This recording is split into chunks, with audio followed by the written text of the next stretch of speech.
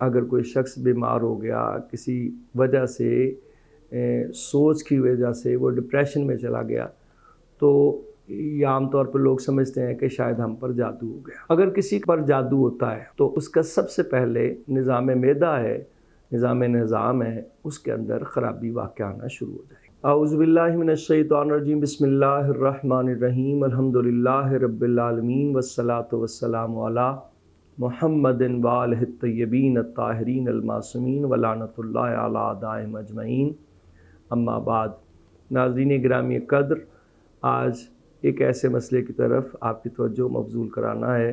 عام طور پہ اگر کوئی شخص بیمار ہو گیا کسی وجہ سے، سوچ کی وجہ سے وہ ڈپریشن میں چلا گیا، تو یہ عام طور پر لوگ سمجھتے ہیں کہ شاید ہم پر جادو ہو گیا۔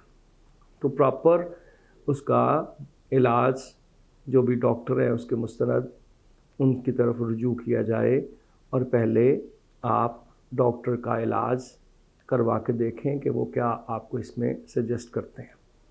اب تھوڑا سا فرق میں عام طور پہ تھوڑی سی علامت ملتی جلتی ضرور ہیں، لیکن جادو جو ہے جسے سحر کہتے ہیں، اس میں اور ڈپریشن کے درمیان بڑا واضح فرق موجود ہے۔ جب کوئی کسی جادو اگر کسی پر ہوتا ہے تو اس کے امور کے اندر کچھ باتیں میں آپ کے گوش گزار کر رہا ہوں، یہ نہ سمجھیے گا کہ مکمل ساری باتیں ہی آپ کے گوش گزار کر دی گئیں۔ یہ ایک مفصل موضوع ہے جسے ایک گفتگو کے اندر یا چند منٹ کے اندر سمیٹا نہیں جا سکتا۔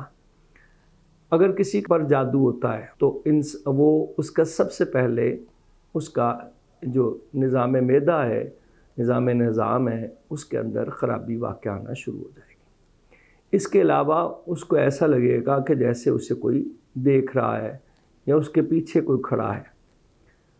یہ اسی کے اوپر اسی کو مشاہدہ ہوگا جس کے اوپر جادو ہوا ہے، اور اس کے کاموں میں رکاوٹ آنا شروع ہو جاتی ہے، مسلسل ناکامی، بغیر کسی وجہ کے، محنت کے باوجود اس کے کاموں میں ناکامی کا اسے سامنا کرنا پڑتا ہے۔ اس کے علاوہ اس کے جسم کے اندر ایک حرارت رہنی شروع ہو جائے گی، جیسے انسان کو ہر وقت ایک بخار کی سی کیفیت میں مبتلا ہو جاتا ہے۔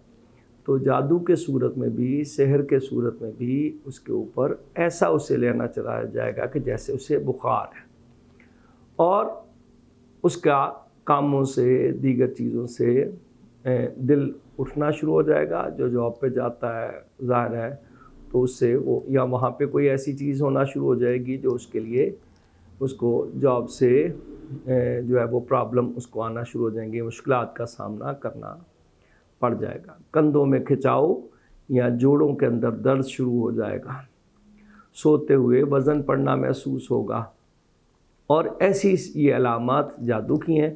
لیکن اگر کوئی کسی بیمار ہو گیا ہے، بخار ہو گیا ہے یا کچھ ایسا ہو گیا ہے، تو ہرگز انسان اپنے آپ کو اس میں مبتلا نہ کرے کہ اسے خدا نخواستہ جادو ہی ہے۔ ہر ایک پہ جادو نہیں ہوتا، اور آپ کو اپنی حفاظت کے لیے انسان کو گناہوں سے، علائشوں سے اپنے آپ کو محفوظ رکھنا چاہیے۔ اسی طرح اپنے انسان باقاعدگی سے نمازیں ادا کرے، قرآن کی تلاوت کرے، اور آیت الکرسی کو اپنا سہارا بنائے۔ انشاءاللہ تعالیٰ اگر کوئی شخص کسی وجہ سے کسی جادو کے اثر میں مبتلا ہو، اول تو اگر انسان روٹین میں اسے بجا لاتا ہے تو انشاءاللہ تعالیٰ جادو کا اثر ان سورہ مبارکہ، آیات مبارکہ کی وجہ سے، جیسے کہ سورہ ناس اور سورہ فلق کے بارے میں بھی ہے کہ وہ بھی جادو کے اثر کو توڑ دیتی ہیں۔ درود محمد و آل محمد پر اگر پڑھا جائے تو وہ بھی جادو کے اثر کو زائل کر دیتا ہے۔ تو انسان، ہم اپنی اعمال کی وجہ سے مصیبتوں میں گرفتار ہوتے چلے جاتے ہیں، اور ہم ہر چیز کا وہ ڈال دیتے ہیں کہ جی ہم پر جادو ہوا ہے۔ ایسا نہیں ہے۔ جب تک کہ مکمل تشخیص کسی سے نہ کروا لی جائے، آپ اپنے اوپر جادو کو مسلط نہ کیجیے۔ بس یہ دو چار باتیں تھیں، آپ کی گوش گزار کرنا ضروری سمجھتا تھا۔ آپ یقیناً ہمیں دعاؤں میں یاد رکھیں گے۔